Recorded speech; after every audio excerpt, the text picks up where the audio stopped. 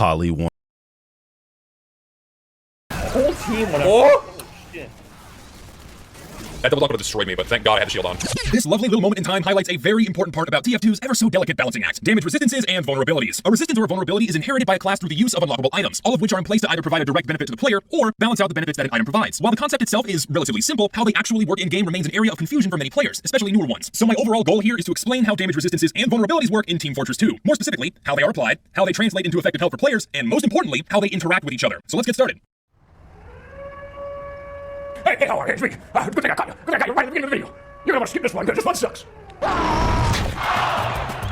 Open up those ears because here is the main fact that you need to keep with your brain as we move through this video. Damage resistances and vulnerabilities directly impact the effective health of the class you are playing as. By effective health, I mean how much health you actually have that isn't accurately represented by the health number shown on your screen. Unlike weapons and items that directly change your base health, like the Gunslinger, the Sandman, or the Eyelander, items that provide a resistance or a vulnerability give no visual representation of how much health you actually have. Ah yes, but the wiki should say something about this, right?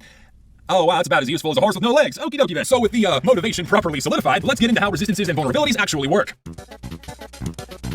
In the general presence of either a resistance or a vulnerability, the game looks at how much damage you would normally take from a source and then multiplies that incoming damage by the appropriate percentage modifier. For example, the Charge and Charge gives the Demo Man a 30% resistance to blast damage. This means that all blast damage being done to the Demo Man is being multiplied by 1 minus 0.3 or 0.7. So, for example, the 100 damage that is normally taken from a grenade launcher pipe gets multiplied by the percentage modifier of 0.7, making it deal only 70 damage or 30% less. Another useful way to visualize this 30% resistance would be to calculate your effective health against blast damage. To do this, you just take your base health and divide it by that percentage modifier. So for this example, the Demo Man has 175 divided by 0.7 or 250 health against blast damage. Pretty simple, right? Wrong. Thankfully for us, the simplicity continues because damage vulnerabilities work in the exact same way. For example, the Candy Cane makes the Scout take 25% extra damage from blast sources. This means that all incoming blast damage is multiplied by 1 plus 0.25 or 1.25. Let's calculate the Scout's effective health against blast damage in this case. That would be 125 divided by 1.25 or exactly 100 health against blast damage. So a grenade launcher pipe would deal exactly 125 damage against the Scout using the Candy Cane, effectively one-shotting him.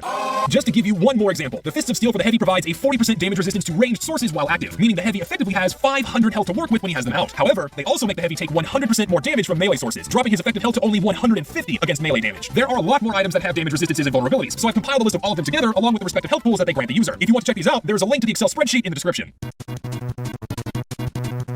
Players can also be subjected to multiple resistances and vulnerabilities at the same time. So how do resistances and vulnerabilities interact with each other? When you have more than one resistance or vulnerability to the same damage type, one's intuition might assume that they would just add up. This is incorrect. In TF2, damage resistances are not additive, they are multiplicative. This is unfortunately where the usefulness of the wiki ends, so allow for me to elaborate. In as simple of mathematical terms as I can put it, this is how multiple resistances or vulnerabilities stack together. The percentage modifier to the damage is simply the first one, multiplied by the second one, multiplied by the third one, and so on and so forth. Going back to the Charge and Charge demo being healed by the Vaccinator Medic, all incoming blast damage is multiplied by 1 minus 0.3 multiplied by 1 minus 0.1, which is equal to 0.6.